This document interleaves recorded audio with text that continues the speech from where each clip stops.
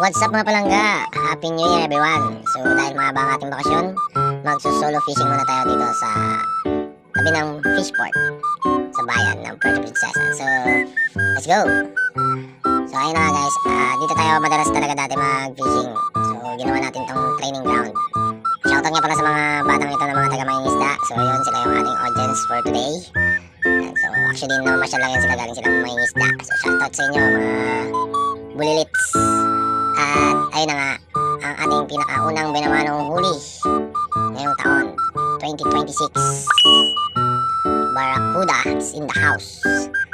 So ayun na nga, nakadali tayo ng barracuda, pero medyo maliit kaya hindi muna natin siya iuwi, papakawalan muna natin siya. So catch and release muna tayo for today's video. So ayun na nga, medyo malikot yung nahuli natin, kaya kailangan natin mag-ingat, baka tama tayo ng hook. Buti na lang natin di napuruan sa mata, sa gilid lang ng mata tinamaan. So ayan, pakawalan na natin siya. So ayun na nga, at pangalawang huli natin ngayong taon ay isa ulit. Tsan-tsan! Another barracuda ulit na undersize, so medyo maliit pa rin talaga, kaya atin pa rin papakawalan. So hindi na natin pwede iuwi ito kasi medyo maliit talaga. Palakihin muna natin siya, abangan natin ulit susunod na balik natin dyan. Kaya catch and release talaga muna tayo, catch and release.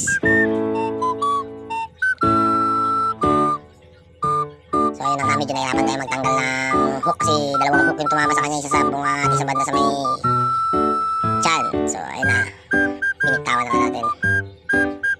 So hagis pa rin tayo dyan, hagis pa rin. Shoutout nga pala dyan sa nag-video sa akin habang ako yung nangawil kanina, hindi ko natanong yung pangalan. Kalimutan ko tanongin, kaya medyo excited ako maghagis na maghagis. Binindigan pala natin dyan yung ating bagong dating na reel galing sa ating darling. So ayun na nga, medyo madilim-dilim na, kaya kailangan natin umuwi.